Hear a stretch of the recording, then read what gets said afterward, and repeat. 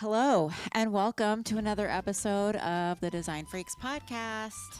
This is a show where I talk about music industry, art and design, record covers, graphic designers, and music history. My name's Clarita. I'm your host. I am a graphic designer in Seattle, Washington. So I have a very special deluxe two-part episode for you today. It's a double feature starring me and my friend Travis, who is a fellow music nerd and fabulous artist. He's going to be joining me in just a second so we can talk about Paul Reubens. Paul Reubens, the character Pee Wee Herman, all of the punk rock connections, and his creative impact on all of us. But yeah, lots of punk connections to Pee Wee's Playhouse. And then after that, you're going to hear some harpsichords. No, you're just going to hear a harp. It's going to catapult you into a portal back to December of 2020. Boy, were we full of life. Honestly, like the beginning of this is like we're reflecting, we're talking about Paul Reubens, and it's great. It's also very fun, but the show will leave you on a cheerful note because I guess Paul Reubens was still alive, and I don't know why we sounded so... I had so many opinions, and what happened? I don't know. But yeah, we're going to talk about the passing of the mastermind of all of these three album designers I talk about in part 2, the one from episode 25. That original episode was about the three main album art designers who worked in some way on Pee Wee's Playhouse, and it's Gary Panter, Wayne White, and Phil Hartman, who also co-wrote Pee Wee's Big Adventure. Lots of connections. Okay, but before I invite Travis to join me today, I just want to say thank you so much for tuning in. If you enjoy the show, please share with other vinyl and design freaks. Rate, review, subscribe, leave a 5-star review, wherever. Check out the website, DesignFreaksPodcast.com. I am at _DesignFreaksPodcast on Instagram. You can find everything else in the old link tree. For other music-related podcasts, check out ruinousmedia.com. Oh, and check out the show notes for a link to the full YouTube of the crazy version of Deacon Blues at the end of the episode. I included that. There is a reason I included it. I will explain it in the episode, but you have to see the entire YouTube video, so check that weirdness out. Let's get right to it. Travis, hello? Are you there? Hello? Travis? Hello? Hi, Clarita. Hi. Thank you for joining me again for the third time Yeah, on the Design Freaks program. love it. Yeah, it's so fun to have you on always. Let's list the episodes. First was Peter Saville. Peter Saville. Then what was the second one? Pee Wee Herman. Pee Wee. So this is part 2 of the Pee Wee's Playhouse, I guess, or a revisit to pay homage to Paul Reubens, who passed. This was originally called the Gary Panter / Pee Wee's Playhouse episode. It was all about the 3 album artists who were Pee Wee's Playhouse adjacent: Gary Panter, Wayne White, and Phil Hartman. We talked mostly about them, but I wanted to, now that Paul Reubens has passed and everyone's kind of reflecting on how much impact he made, wanted to go back and kind of talk about what started it all, the mastermind behind everything, who was Paul Reubens / the character Pee Wee Herman. And for listeners, the second half of this will be much of the original episode. Episode 25 from December 2020. I can't believe it was that long ago. I know. Thank God that's over with. What a nightmare. I mean, more nightmares to come, I'm sure. But that specific one is done.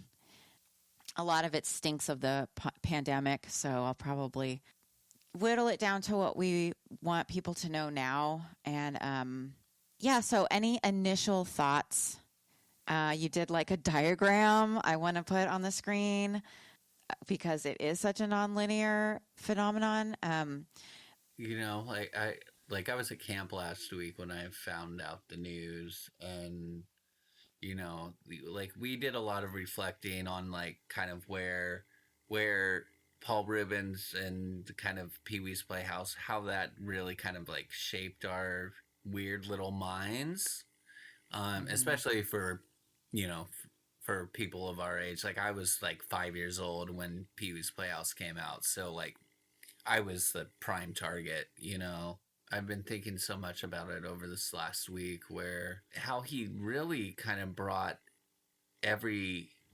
all of these like little pieces all together. How he worked with various, he worked with Gary Panter, he worked with Wayne White, he worked with Phil Hartman, all people it very unique to their and have their own unique style, and how it kind of became this like kitchen sink of creativity and just kind of he managed to make something that was so like we were talking about, so timeless but not completely out of time. Like you can't really say that this could have taken place in the 50s, despite there being googie and like those weird asymmetrical deep pieces. But he had the pterodactyls, he had like things that just like he had robots, so it was in the future, but it was also like taking pieces of the past. And I don't know, I think that it really kind of created such a unique perspective, and how he incorporated so many different styles of different types of media and animation styles. It was a mess of ideas that really like felt really cohesive. Yeah, and getting back to, he brought outcasts together. He brought the freaks together, and he brought out the best in each one of them. I wanted to talk a little bit first about his beginnings with the Groundlings. Well, as far as I know, that's where he really like adapted his comedic chops for this character that he kind of like was fleshing out and workshopping. And he, at that time there were so many actors and actresses, up and comers, that were just part of this Groundlings like improv troupe, and who were along for the ride with him, and like took on co-writing credits and acting credits, and like participated. And he, as far as I don't know how long was doing that at the Groundlings, but like it moved to the Roxy. There's like shows at the Roxy on Sunset, and was really kind of really active in the kind of experimental performance theater, in a weird way. Like that ties into, in this strange way with like Tomata Du Plenty, and like right, like all of this stuff with the Coquettes, and the stuff that Tomata did. Like these were fringe people, very outcast. Like there was, he worked so closely with like Jambi and like Lorraine, what's her face? I saw a picture of Lorraine from Saturday Night Live. Like they were all part of the Groundlings. Right. And so, it's Lorraine really, Newman? What's that? Was that Lorraine Newman? Lorraine Newman, yeah. Yeah. So like to think about like Phil Hartman would go on to SNL. Lorraine would be on, she was on SNL for a number of years. Like develop these bit actors who became all these very wild characters, and he had a place for them to be this, in Phil Hartman's case, Kap'n Karl, like some swashbuckler like sailor man, who designed the Steely Dan album Asia, which was re-released today or something, or it was announced today that it's remastered and re-released. I was like, what? Are you kidding me? What a weird Synchronicity. coincidence.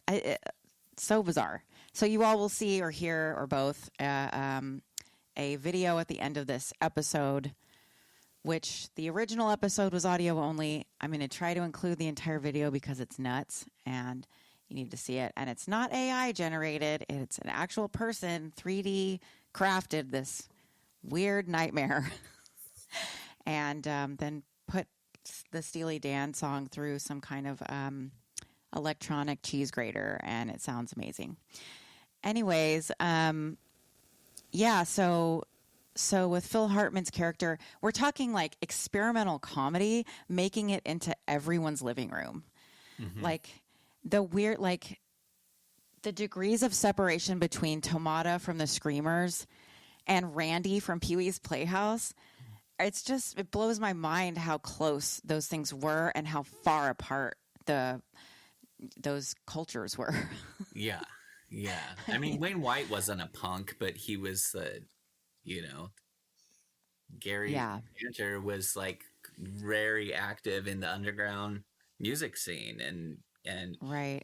putting his art in every kind of way and in this kind of messy and disheveled sort of fashion, that just stood out.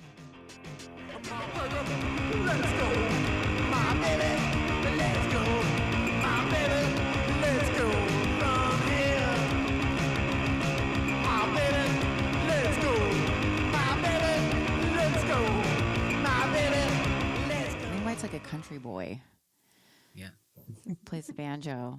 But Gary Panter, and also what I love about all three of these designers, something we were talking about earlier, is that these three people run the gamut of album cover design, and that these are the three main types of album cover design that I cover on this podcast. So you have Phil Hartman, who was strictly a designer, like in-house somewhere. I forget. I mean, he did the Steely Dan cover we talked about. And the Killer Clowns. Was it called Killer Clowns? There were two main ones. He did Coco? The Fire Sign Theater, Fighting Clowns. Oh, right. That's actually one of my uncle's favorite. That was his favorite act in when he was in high school. He loved Fire Sign Theater. He still talks about them on Facebook. Oh my God, are you kidding me? No. I think we talked about it in the first episode too. Oh yeah, probably. My dad had Fire Sign Theater records. Whoa, I had never heard of them before this episode, and yeah. But I'm guessing Phil did not do the painting. I'm guessing he did the layout and the graphic design part. So he's strictly graphic design. Then you have Wayne White, who is primarily an artist. He's a painter, but his style lends itself so well because of his brilliant use of typography, lends itself to album cover design. And then he recently he painted something for an X album cover.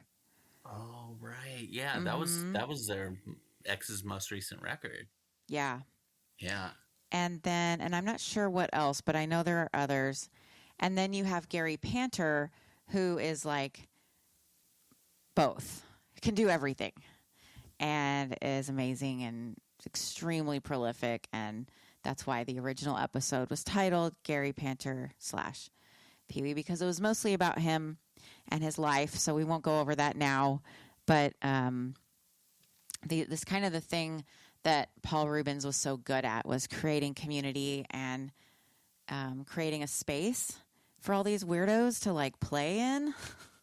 Whatever the art and music scenes, like those, everything in that time, everyone was doing everything, Right. And it seems like one of those kind of just like right place, right time for, I mean, I doubt that Paul Reubens was a big Screamers fan, but very well could have and seen that. And, you never know, like probably could have seen a Screamers performance and when he was, just really young in Hollywood. It's just I really wouldn't be fascinating surprised. to me, like how they all came together and how they're all each unique vision kind of made this iconic thing, like with the crooked door and like weird Mm-hmm. asymmetrical windows and like all kinds of various pattern work and on the walls, just like looks, just every bit like just color and so saturated. So You saturated, glitter, hmm texture. I mean, everywhere you look, it's too much everywhere, and it's like that's what you want. hmm Right. It's satisfying, but it's dizzying at the same time. And I just also, did you see the Mosswood Meltdown Festival in Oakland recently? They made a whole Pee Wee's Playhouse stage. You should look it up. Oh my God. Did Yeah. you go to that? No, I didn't go this time, Okay. but it looked really fun. And that stage, they did a really good job building that Rad. stage. So check that out. But I Okay. wanted to talk about, we were also comparing and contrasting the worlds of Pee Wee's Big Adventure versus the Playhouse. So you're starting to describe the inside of the Playhouse, but when I earlier today I was like, do I remember the theme, the beginning as well as I think? And I kind of didn't. I remember the beaver, in the very beginning. And I remember the song, but there's a lot of detail there. There's a weird detail. It's like hmm there's a it feels prehistoric, like you were saying, like prehistoric. There's like caw or whatever, and then um, and then there's a beaver chopping down a tree, and then there's like a lawnmower and a little lawn. Like there's almost a hint of suburbia. And hmm then you go through and you kind of fly over and you see this misty knoll. I would say it's And an old. it's a knoll. I It's mean, a an old. rocky well, it's a little craggy and rocky as well. I don't know if that qualifies. But Well, he could have been next door neighbors with Fred Flintstone. it could have. Okay, so that's what I was going to say because I was remembering the house being super futuristic, but actually, when I paid more attention, part of it is the Flintstones house. Part of it is a regular suburban house. It's like three things put together. And then the other part, the front is like a 50s diner. And then the top has that weird sphinx on it. Oh yeah, I With, forgot about this things. and then, Yeah, yeah, yeah. so it's got some elements, but the 50s diner also does look kind of futuristic because that's what they were going for back then. Right, So right. it does have that. So yeah, it is out of time and it's like misty and confusing. And then you zoom in and then it's Pee Wee and then the song starts. But yeah, that beginning was so like magical and it set the tone that this place, it exists in another dimension. Like hmm this is not Earth or something. So you get in there and there's a lot going on. There's every little corner is a vignette where a different scene can happen. Like instead of being a skit show where you have different sets, it's one hmm set with different vibes everywhere, hmm which I think is cool because we were talking about what else was weird back then. Like, was this the only thing we had? And then we were like, no, the other part, the other weirdness in the zeitgeist was you can't do that on television. hmm And they had crazy stuff going on. They didn't have puppets. No, I don't remember them. they were more like Monty Python for kids. Right, exactly. That is what because I remember the graphics were Monty Python Yeah, graphics. Yeah. yeah. Yeah. So, but they had different scenes, characters that would come back over and over. But it was weird and it was subversive and strange and for kids only, it wasn't really, hmm or it was from the perspective of kids.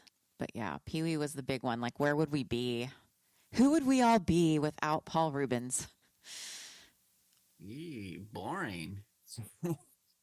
I mean, like I think that like he allowed our imaginations to really kind of see what was possible and what you can do, or like how he would take claymation and like make little dinosaurs like walk around, and like, or like lots of puppetry, and like in different styles of puppetry, where you have flowers that are in the windowsill, or you have like fish that are on little wires in a fish tank, or like you Mm-hmm. had all these different things, and like the early animation stuff with the King of Cartoons, like showing some cartoon that you would never otherwise see. He Mm-hmm. pulled these really obscure animated shorts. Claymation was going off at that time, Oh, so it you was got to the see a lot of that. the food in the fridge was my absolute favorite. Mm-hmm. Um, just the creativity is mind blowing. But yeah, those old skeleton cartoons, man, those were cute. Playing their ribs like a xylophone. Yeah. Oh, um, yeah. So puppetry, stop motion, design, old cartoons, connect the dots. We were talking about DIY tutorials. You could learn a thing or Mm, two on each episode. yeah. I mean, yeah, it definitely, like, I've with the connect the dots, that showed me what I needed to do, that you can make an image just simply by creating dots like as an outline, and then you could go back and you could make your own connect the dots and to make an image. And like, Mm-hmm. when I was a kid, I was like obsessed with that stuff. I was like, how do you do this? And it's like, oh, you just put tracing paper on the top of it, and you make your dots on top of that, and then you can create your lines Yeah. and get a semblance of what it was. I don't know. It was it's just like the music that just sounds, and just like it was so sensory, Very. that not a lot of other shows had, where it had quiet moments. And even Pee-wee's character was, he was really quiet and he was loud, like Yeah. he had these, like, he had the tone, he had the way to set a tone, to really keep people engaged. Hell yeah, I he feel. knew how. Yes, we talked about you can't do that on television. It's also an expansion of Mr. Rogers' Neighborhood. Mm-hmm. But Mr. Rogers' Neighborhood is so sleepy and so gentle and calm. And this was like, fuck that. We're going to let off a t shirt cannon of uh, creative insanity into your face, Yeah, into your living yeah, room. yeah. And it just was so inspiring. And plus, knowing the history of Wayne White and how he works with cardboard and does things that like anyone can do if you just think of it. Mm-hmm. And he just thought of it and was compelled to, and then took the paintings he does with the thrift store artwork that how would you say he inserts uh, I don't even know how to describe them. I mean, he Just I mean, an NSA just like embellishes it, or remixes like an existing piece of thrift store art, and create embellishes it with his own style of typography and language. Oh, I have the examples I can show everybody. If you're not watching the YouTube, you should. Ooh, here's where I pick my nose. Okay. Show and tell. So this is something I got from Wayne White's merch shop. It's a picture frame, and it's in Wayne White fashion. It is cardboard, which I love about it, because watch for the audience. We probably talk about this in the original episode, but watch Beauty is Embarrassing. It's a documentary about him, and it'll tell you everything you need to know. But here, the frame has interchangeable pieces inside. So I'm just going to show the audience, just flip through some of these. The next one is like an ocean cliff, and he's painted the word ape shit in stars and stripes. Yeah. We got a clusterfuck. So we got pretty. A turd. The letters are, it's just so beautifully done that it like turd in a forest. Like it looks And it beautiful. Looks like, the word it looks like turd. these two people are gazing at it. It's true. Like they're looking at the cherry blossoms, but he put it between them and the cherry blossoms. He's so funny. Unlike. Yeah. And he has the reflection in the water. Okay. And now you just have to look at the YouTube. WTF with ducks. All right. So what people should do, go watch Pee-wee's Playhouse again. Listen to the Screamers. Watch the Wayne White documentary. Is there a Gary Panter documentary? Not that I've seen. I mean, I'm sure that there's some sort of YouTube documentary. Someone has had to have like, but I haven't seen anything. His work is also so like embedded in, you know, like with the Red Hot Chili Peppers, with, you know, that was my introduction to Gary Panter, and like only years later, like I watched Pee-wee's Playhouse, I had no idea. Yeah. You know? Nobody knew. I mean, none of us our age. Yeah, I mean, like we weren't paying attention to this minutia of details and why things were the way they were. It was just they were. And the funny thing is, all of these connected things were around us at the same time, but it's like with Barney Bubbles, like there's no way we could have known that, oh, that and that was done by the same person.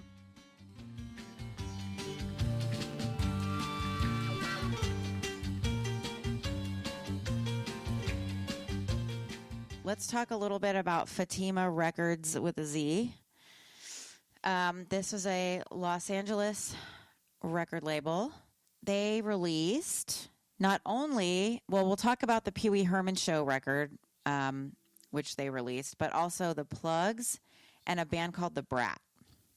And then there's something called Jimmy, which is like some children's songs.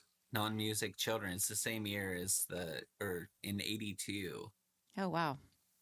It's just such a, like, but most of them were a couple albums, but mostly singles and EPs. But 6 releases total. Interesting. And that's it. And the Pee Wee Herman Show was one of them. And I can't tell. Okay. Are you looking at the Discogs? Yeah. So if you look, the cover, it's such a cool idea. So it's an interactive design where the cover is transparent, yes? It looks like it's silk screen on the outside and then has the disc. The disc is a picture disc that when you put it on top of the cover completes the image. Yes. Because the cover itself has a missing Pee-wee in it. And it's very cool. I'll put this up on the screen. And then also the picture disc itself. Yep, it is a clear picture disc. And then the liner notes, which are pretty fascinating, that list. And really skillful, actually, to write in the same size the whole way down and take up exactly that one 12 by 12 square. Yeah. I mean, pretty good. Kudos to Gary Panter or whoever at Fatima was tasked with this. Did you want to go over some of these people on the list here? I mean, I guess we did. We did Phil Hartman, John Paragon, who was Zombie. Right. Yeah, okay. Pee-wee's Playhouse is one of the songs. Good Morning Song, A Sailor's Life, Most Beautiful Woman in Puppet Land, Ballad of Hermit Hattie, Rub the Top of Zombie's Box, which sounds dirty. I gotta go.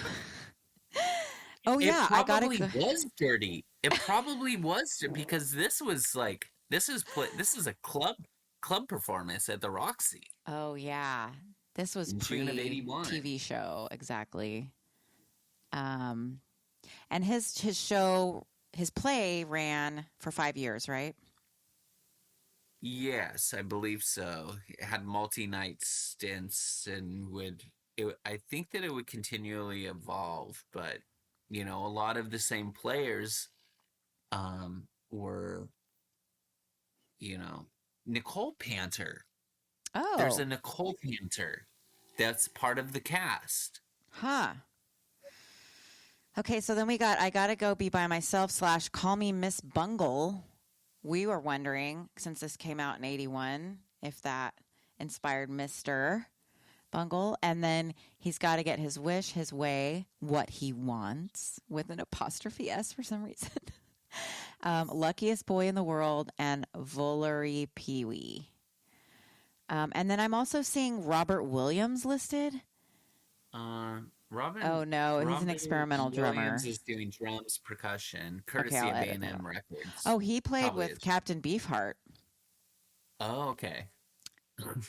Wow, the connections, folks.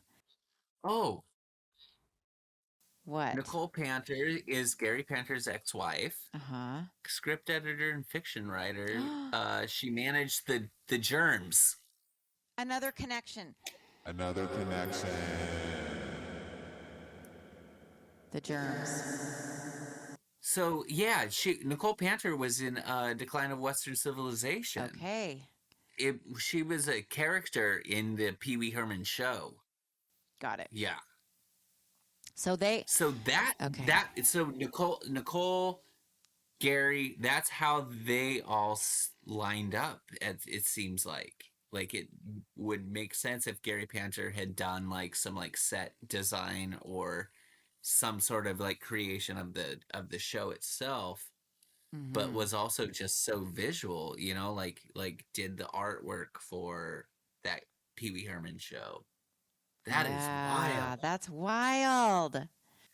After 80 retirement from punk rock, she became an actor and writer, the Pee Wee Herman show, script editor, author. Yeah, okay. So she got out of the punk rock thing in 1980. And then, she was probably already... I was married to Gary Panter. We were involved in the art scene, too. I'd outgrown punk as a social scene by the time I quit the Germs on April 1st, 1980. As soon as the South Bay Boys started coming to shows, everything shifted. Wow. Mock violence, pogo became real violence. I want no part of that. So she was already married to him. And Pee-wee does a famous scene with Lawrence Fishburne about pogoing. And they put on fake mohawks. I saw that. All the world is... It is a punk house. It is a punk house. A very whimsical punk house that probably smelled better than any real punk house. Sure. So many punk connections. There's probably more that we're not even scratching the surface of, I mean, it could go deep, and I feel like it can continue on too, because then it's just like SNL and then John Belushi and Fear, and like Fear was L.A. Yeah. You know? From Phil Hartman to SNL to... Oh my gosh. What did they do at the end of Pee-wee's Playhouse? He just got on his magical scooter and... He got on his scooter and zipped off and flew out of his house. And he flew through the clouds. Oh, that's right. Straight to The Simpsons beginning.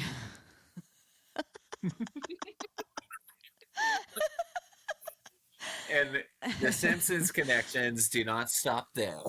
Oh my God. Can you imagine if we let's try to do some methed out chart of the Simpsons and Pee-wee's Playhouse. Oh my God. And SNL and punk rock. Let's go. Four quadrants. This is the kind of geekery that I love. We can start with 4 quadrants and they can just work inward. Yeah. Yeah. With Paul Reubens in the middle. Steely Dan will be like an extension. Steely Dan, the guy on YouTube who made that freaky video, will be there. This is one funky spider web. Indeed.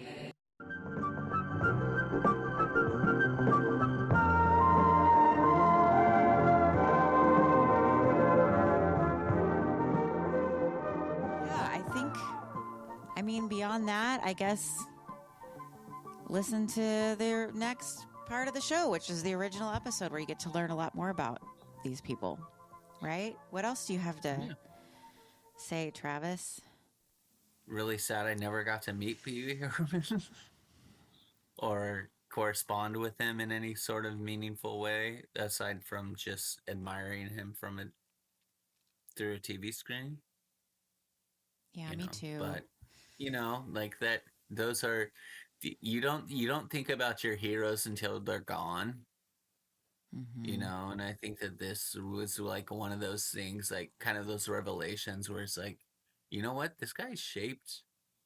Well, this is why I'm, like I like to think outside the box and do things in a kind of scrappy sort of way, and it's really special how he navigated all that and became, just so adored and respected for his work.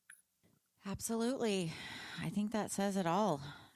Now listen about the album covers from Pee Wee's Playhouse adjacent artists. And thank you for joining me, Travis. Yeah, thanks for having me, Clarita. It's really nice to talk about this stuff because it means a lot. Yeah, it means so much. Oh, and watch the Leslie Jordan episode too. Okay. Bye.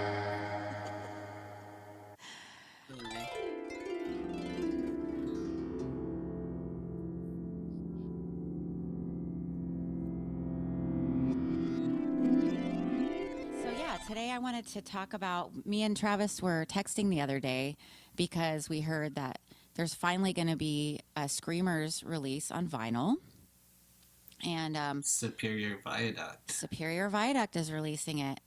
And weirdly enough, I guess this is all unofficial stuff, but if you look up Gary Panter's Discogs, there are unofficial releases, right? Mm-hmm. Yeah, they've been bootlegs for a long time. Right. But they all just sounded like crap because no one had the reel-to-reel. Yeah. But yeah, it did have that kind of like Rocket from the Tombs, like mysterious, like there's no real recordings, There was a mystique to it.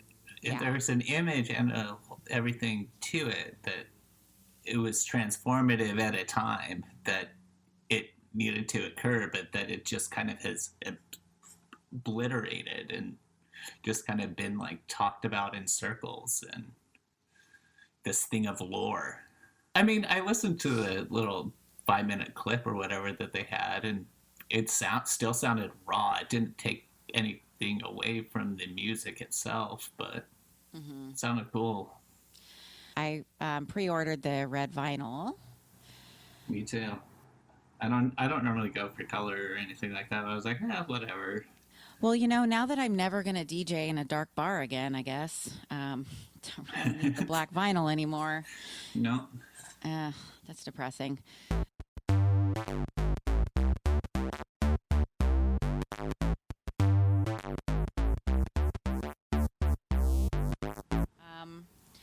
Let's talk about Gary Panter because his career spanned so much time. His work's all over the place. He's worked for Ralph Records. First of all, he's from Texas. One of the most, according to this website, one of the most influential graphic artists of his generation. I would say that's true, even if you don't know his name. Earlier today, I was like, I'm going to look through my records and see how many I can find. I wonder how many I have with his art. And I looked up, and the dirt bombs we have you surrounded is facing me. Yeah. From my pile. Yeah, when that record came out, I didn't even realize that Gary Panter did that record, or like the Yola Tango Run, or It's just like everywhere. Yeah. It's like Barney Bubbles. Like it's just everywhere. Or Hypnosis. He just did so much. Yeah, so it's hard to find a collection that doesn't have anything, Yeah. of his. So anyway, so he was born in Oklahoma. And he was raised in Texas. He studied painting at East Texas State University, moved to LA in 1977. And in LA, he worked on multiple fronts, including painting, designing, comics, and commercial imagery, establishing a pattern of creating across traditional boundaries and in multiple media that endures to this day. Speaking of multiple media, obviously he was also interested in 3D spaces, because he went on to design Pee-wee's Playhouse.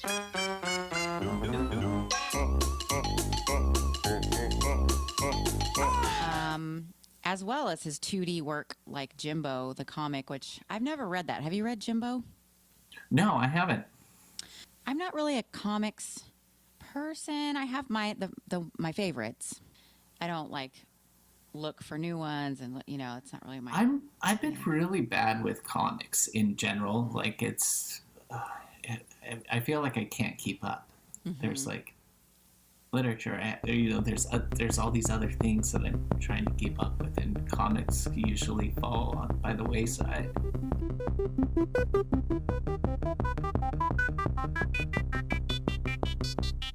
Anyways, and there's a lot of crossover too with graphic novel artists and with record cover designers and artists. I wonder what was first. I can't quite tell the timeline. Well, he was doing stuff with Slash Magazine, but it really kind of all seemed to be in the mid-70s, like out of LA. Screamers were 77, 78. Yeah, it looks like it was New Wave Comics, the initiation of RAW, RAW, and then looks like that was one of the early ones. Oh, and yeah. Then, yeah, it was a newspaper. He was also featured in Rolling Stone magazine. So it looks to me like he was featured in a couple things and then started Jimbo's Inferno with Charles Burns. Have you seen some of the other stuff he did with Charles Burns? No. Oh, man. Amazing. I'll send you a link. Okay. There's this thing called Facetasm. It's amazing. But his style is so much more precise. Well, because Panter's just so loose. Exactly. But at this point, okay, so we're still in the 70s at this point. I'll go through the record list later when we get later in the story. So here's a funny story that he referenced in an interview I read that kind of shaped him as an artist and a person. So he says, back in 1972, he took a shitload of bad acid. Now, what is bad acid? Isn't it just acid, but you took too much? Or just, yeah, maybe. I wonder.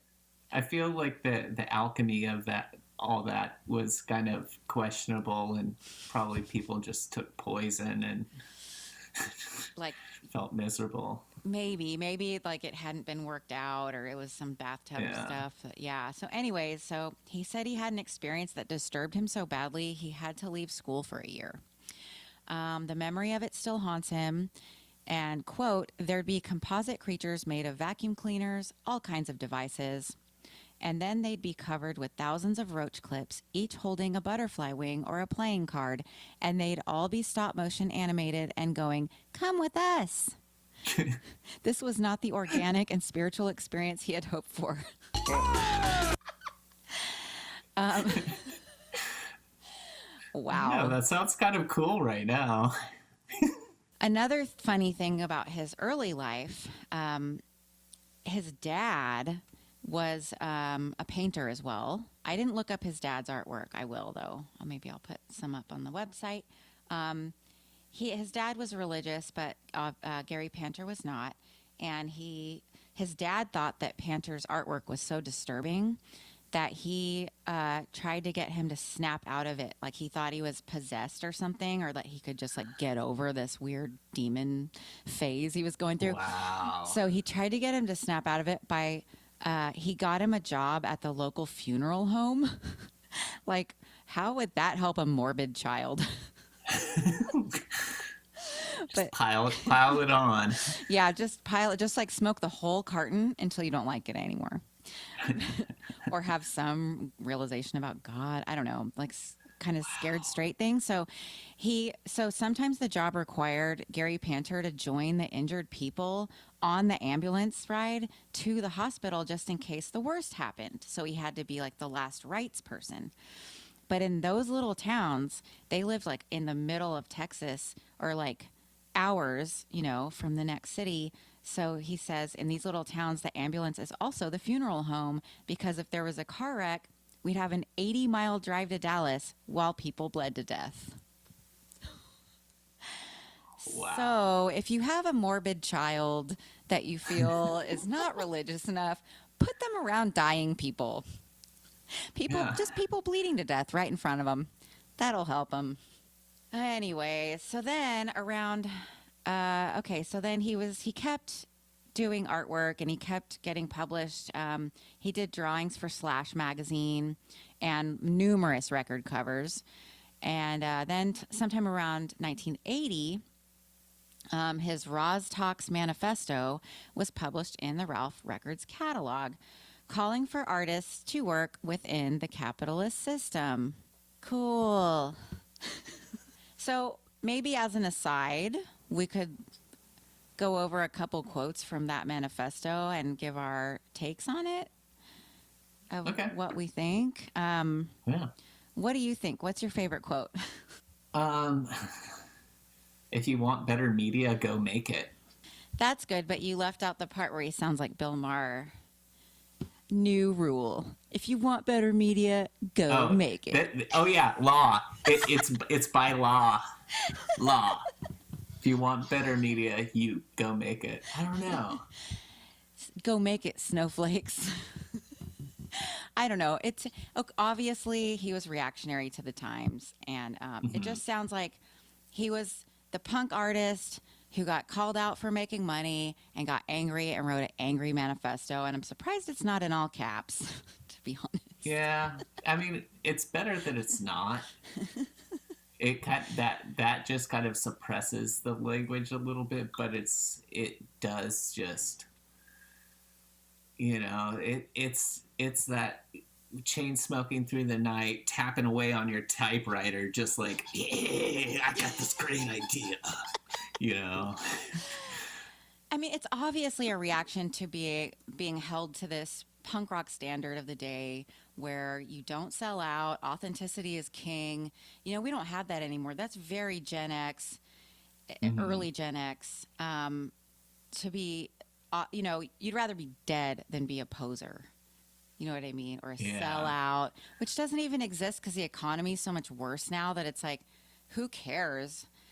A ton of our friends have had songs and Netflix shows and whatnot. Like, I can't imagine holding that against someone right now. You know what I mean? No.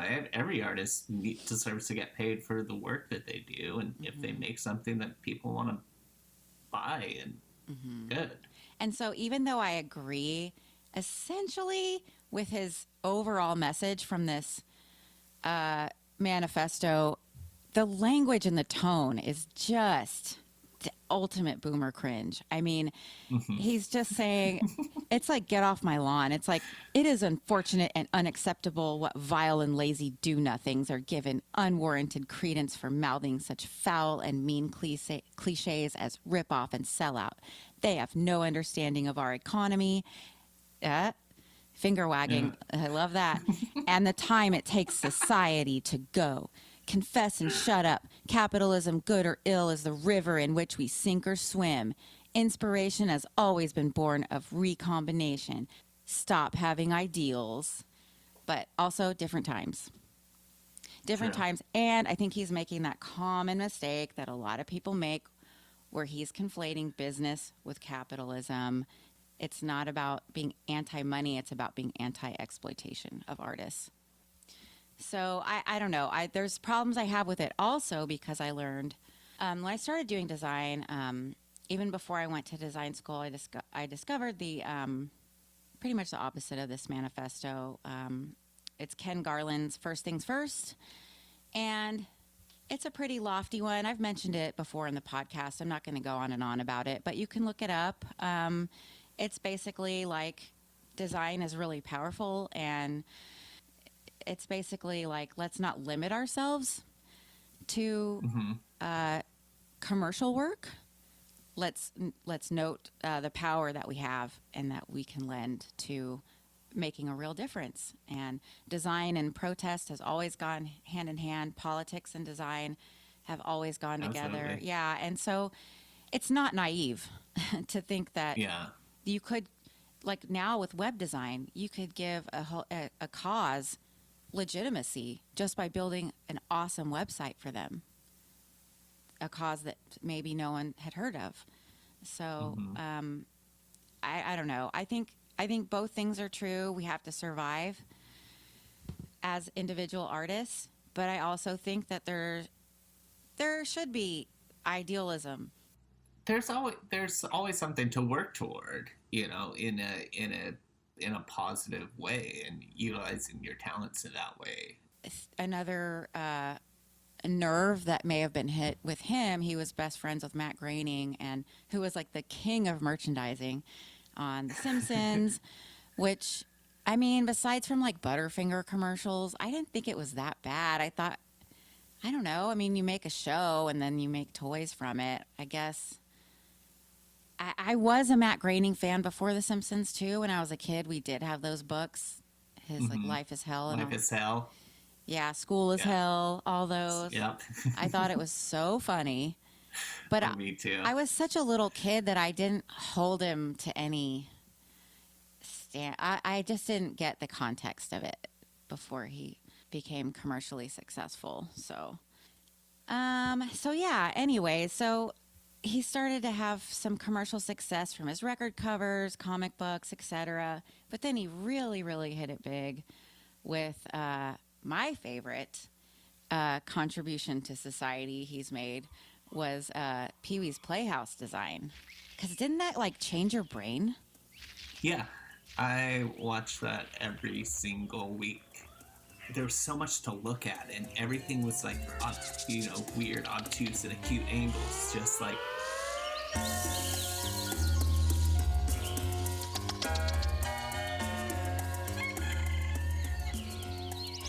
So it all started with Pee-wee's big adventure when he introduced the idea of the Rube Goldberg machine with his breakfast, even though you could tell the orange was a Nerf ball. But the fantastical house idea of like, you don't have to live that way. Things can be fun. You can be an adult and have fun. Even as a kid, though, I wondered who cleaned up after Pee-wee.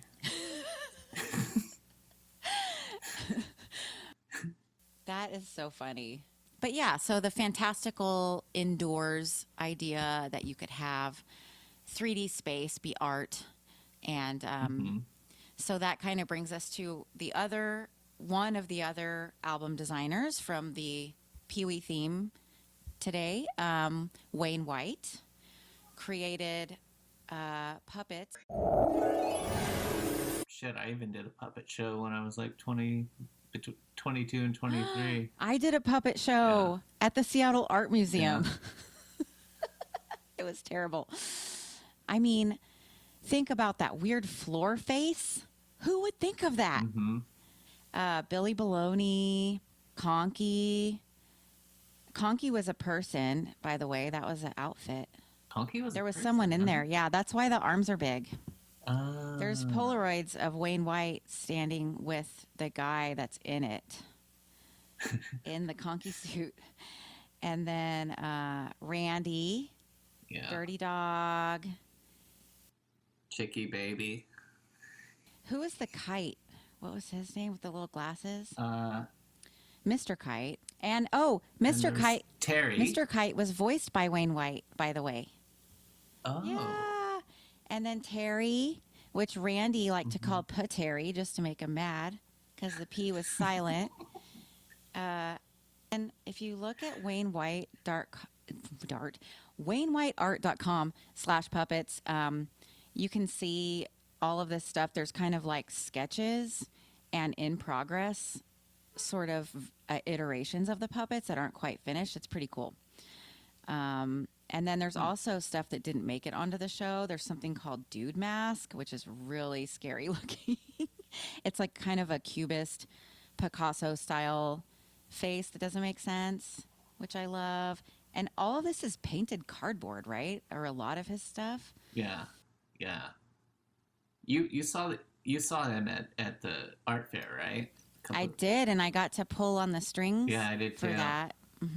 So for the listeners, Wayne White created giant cardboard puppet versions of 2 settlers from the Pacific Northwest.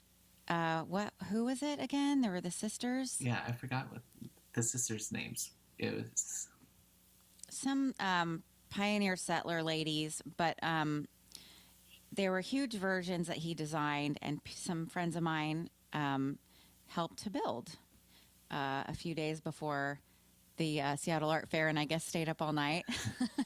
And I was like, "Why didn't you call me? I wanna help."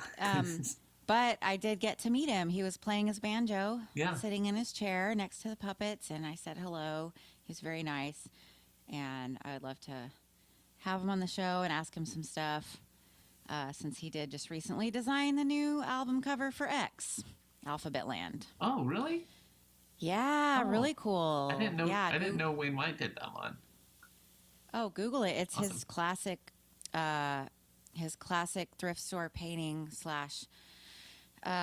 genius level 3D letter form stuff. Oh. That's like super nice. I love it. It's so perfectly done. A lot of people paint over thrift store paintings, but nobody does it like him. He also has a Discogs. Should we go over Discogs stuff? Gary Panter stuff? Because I know you referenced the Red Hot Chili Peppers. Oh, well, day. I mean, Red Hot Chili Peppers was my first tape. And I just remember seeing it and just being like, my brother doesn't have this. And having that association and this like punk kid like standing there with an engorged eyeball. You know, I was really, really young, and it was I borrowed my brother's Freaky Styley tape, and I was like, I need to get the album that he doesn't have. And so he had Freaky Styley, he had Uplift Mofo Party Plan. And I loved that cover so much. Yes. And I was just it's awesome. And those are the 2 Gary Panthers. Like, yep. And that was like, you know, my first tape. That was, you know, this album that meant a lot to me at a young age. You know, I was a little skate kid. The Uplift Mofo Party Plan. I love what he did with typography. It's irreverent. And characters, just characters like that. That is so much. There's just these little tiny details. It's so colorful, and it's colorful. There's drawing over painting. And that to me blew my mind, because I never thought of doing a whole painting and then a separate drawing over it. Yeah. So then the other one was Freaky Styley. Yeah, he didn't do. I don't know if he did. I don't think he did that one. But he did the eponymous record. It was the first record, yeah. It was like their self-titled. True men don't kill coyotes. True men don't kill coyotes. I forgot about that. Oh, he was doing stuff in this, like, it was like Zappa, and then with all like the Ralph and San Francisco stuff. You're right. Okay, so the first one is called Doc and Merle Watson, Lonesome Road, from 1977. Then he designed an Alice Coltrane record. What? For Warner Brothers, and that is from 1976. Why is it out of order? But this one, it's gorgeous. it's not his normal style. It's not a drawing. It's definitely looks designed. There's a gorgeous photo of her. He has a ornate frame around her. There's a lotus. It's sort of a Buddhist feeling. There's a lot of orange happening. Yeah, it's just a nice, peaceful looking record. Very cool. And then you get into 78 for Frank Zappa, Studio Tan. And then you get to Subterranean Modern, which is a great compilation on Ralph. I have that one right here. I was just looking at it. You do? Where they all do a version of Left My Heart in San Francisco. Yeah. That's great. Very weird. And then, well, like Chrome was supposed to be on Ralph Records, but they were just kind of going back and forth apparently. And so they went somewhere else. So then the Snake Finger record, I love that. It's, I think that's an EP, the What Wilbur. That's such a good song. Kill the Great Raven, not my favorite. Yeah, more Frank Zappa. There's so many records. There's no way I can put them all on my on my website. A record that I had been looking for 15 years was Ronaldo and the Loaf. Or no, it was probably about 10 years that it took me to finally find it. The Songs for Swinging Larva? Mm-hmm. Like, I didn't have any idea what this band sounded like until the internet finally came around and I was able to download a couple songs. But I was just, like, hunting for this record for, whatever, 10, 15 years. Because I heard it in a song by this band called Heavy Vegetable. They were just, like, the bands you don't hear playing on the radio. And I was like, who's Ronaldo and the Loaf? Who's Can? Like, kind of like, who's really is Captain Beefheart? You know, like, they just listed all of these things that I didn't really know anything about, but Ronaldo and the Loaf was one that, like, I was like, I need to hear what this is. Yeah, I heard them first on, I heard that song Sprat's Medium first on a mixtape. Kind of you. I wish I could play music through here that we could hear in real time, you know? Yeah. That'd be cute. It's wild how when you see between all of the things, like some things are a lot like heavier, like color heavy, and others like have like a, you know, 3-tone, or he kind of shifts it between the two, like with the Dirt Bombs record. Like I was looking at Ronaldo and the Loaf and just being like, oh, how did I not see the Dirt Bombs like immediately? But it was the same cover. It's a record that if I were to see it, I would immediately know what it was. Yep, and it's kind of the like with Pettibon, like you can tell right away. But it is weird that he does switch back and forth to the 2-tone, 2-color, or a million colors. Yeah. That he's kind of all over the place in a way. Yeah, I don't know. I don't really have a favorite. I think his work is best kind of all together as a collection. You can kind of see because he did have such a moody style. And he did collaborate with people a lot. So he had a lot to offer, I think. He's still alive. Jesus. Rest in peace. Rest in peace, Gary Panter.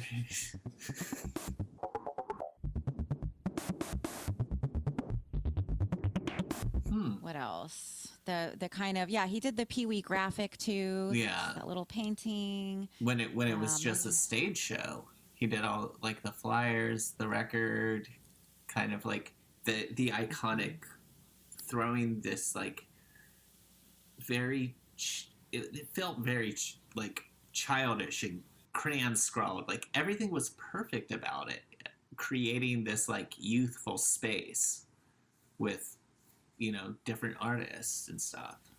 Did he design the stage show? Is that what you said? No. Like with the promotional merchandise. Promotional materials, but I'm just wondering if he also had something to do with I mean, it that. seems like he probably would have in some capacity. Because It does. So yeah, so he did Pee Wee, but another thing, we mentioned the Screamers, but I think what I knew him best for, besides Pee Wee, secondly, would be, besides Pee Wee and Red Hot Chili Peppers, would be the Screamers logo, which was it looks like a Lion-O cut, perhaps. I should know that. I just assumed it was, but right when I said it right now, I'm like, I'm not 100% sure.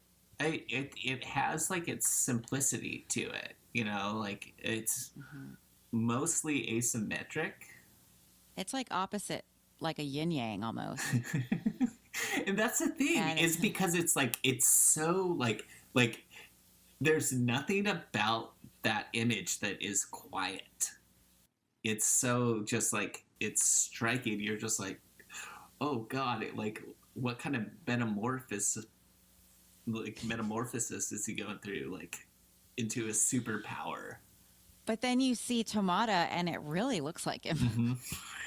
I mean, it's exaggerated, but yeah, it really does, and it captures the angst and, I don't know, the kind of that raw sound that we were talking about earlier. Screamers or Tomata do plenty. Paul Roessler, KK Barrett, Bill Riflin, Eldon Hoke, which I don't know much about. Some other people, they were rooted in the Northwest, right? Because he was in... It started here. So the original lineup of the Tupperwares included Tommy Gear. At the time, he was Melba Toast and Tomata Duplenty and Rio de Janeiro on vocals, backed by Pam Lillig and Ben Witz, later of Girls, as well as Bill Riflin. And then later of Blackouts, who I love, one of my favorite bands of all time, and Ministry, another one of my favorites. And Lard. Yeah, so a lot of great history there before he went to L.A., some Pacific Northwest history. The Tupperwares played up here with the Whiz Kids and the Telepaths, stuff like that. So it must have been just so cool. Wild to tour in that time and come to Seattle, you know, like where you're like, whoa, we have to go all this way up this way to go this way. So yeah, but weren't some of them here though? Yeah, already. Phil Hartman was here. This is 75. Yeah, so this was at the beginnings. And it's funny because things were way weirder and then got tamer during the grunge era, but that's what we're known for. So that's pretty much, you know, the legacy of Gary Panter. Kind of cringy, kind of great, all over the place, tons of work. Take what you like, leave the rest type of deal. If you're not familiar with them, again, it'll be on my website, some different examples, but and I'll have a link to his Discogs artist page so you can check out all the records he's done over the years and see. I bet you've got at least one in your collection. Then we went over Wayne White, which I will hopefully be able to talk to someday. And then I wanted to go over my last Pee Wee's Playhouse sort of adjacent artist, the third person on the show who did album art. Kap'n Karl, obviously, was played by Phil Hartman. You may know him from such shows as The Simpsons, as Troy McClure, and News Radio. What else, Travis? Saturday Night Live. He was always just there in utility and ready to like do anything. He was like the most hilarious straight man ever in comedy, don't you think? That was like the weirdest, most unique skill of like straight man sort of role, but so funny in his own right that he kind of took over and upstaged the sillier people, I think. So not many people know that he, I guess when he was trying to make his way into the comedy and show business industry, he was a professional graphic designer who designed a bunch of album covers. So I have, if you have that link I sent you, there's a few here. The first band is Poco. Is the name of the band Poco. I guess, from 1974. Do you know that record? I don't think I've ever really listened to Poco, and like I don't know, when I saw it, I didn't even realize that record existed before today. Okay. I mean, there's no shame. Like, I don't know who that is either. Yeah. Some of these bands are not great. Huh. So the next one is from 1979, America, which it looks like he took a photo. It was like a treated photo, although I don't see the rest of the packaging here. These are just the covers and some typesetting. Then he does another album in 77 for America called Harbor. I gotta say, it's dated. It's dated. Do you see the Crosby, Stills, Nash one he did? Yeah. So, like, Folks. Celtic symbol or Irish symbol. Okay, it looks like a cross between a sports logo and a Celtic knot. Yeah. The lettering looks maybe pixelated of the words. I don't know. That's probably my least favorite thing I've seen today. Then he does another album called The Fire Sign Theater Fighting Clowns. Yeah, they were a comedy troupe. Oh, Yeah, okay. my dad had their records. Really? Yeah. Was it good? I mean, I didn't really understand it because it was just like young 20-something hippie comedy. It's a painting. I'm sure he didn't do the painting. He probably did color correction and did typesetting for this. But it's a painting. There's a sun and a moon. It's a war, like maybe a Vietnam War scene with a boxing match happening and a bunch of protesters that this evil clown is walking on, wearing a war helmet. There's a lot going on. Yeah. And what's that in the background? There's like a stage with There's like a walrus or something. Like, oh, is it a dinosaur? There's two of them. There's is another that one. Lady Liberty in a barrel of whiskey or beer?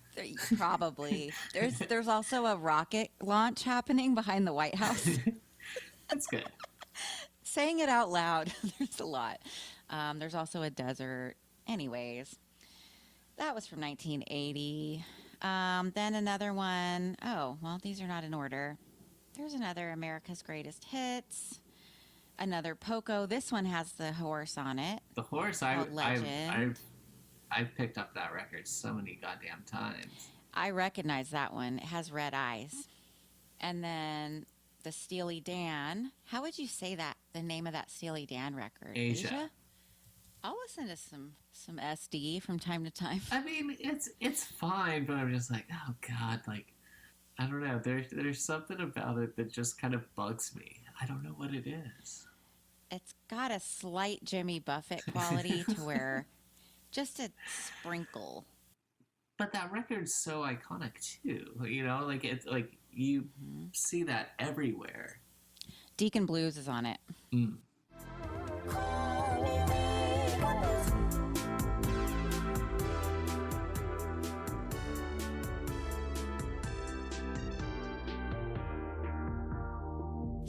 So would you ever have thought that album was Phil Hartman? No.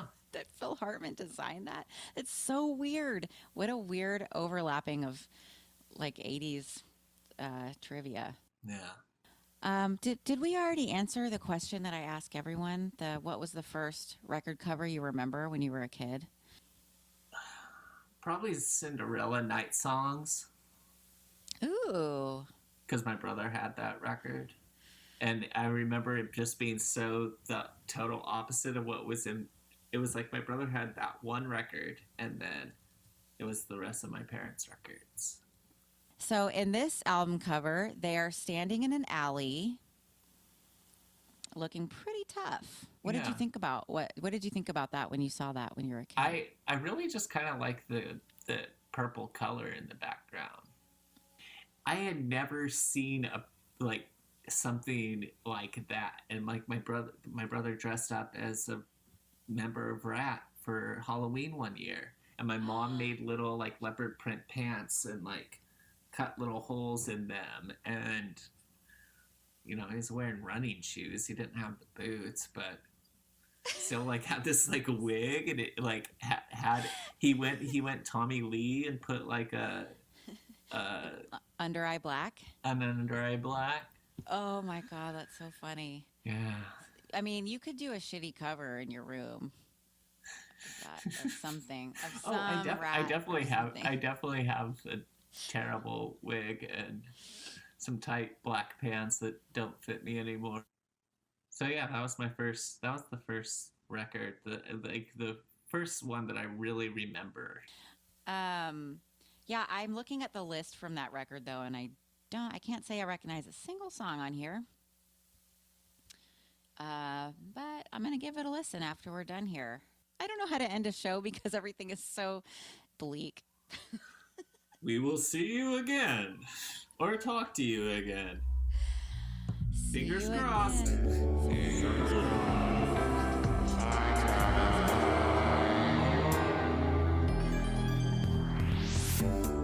This is the day of the expanding man. That shape is my shape, that's where I used to stand.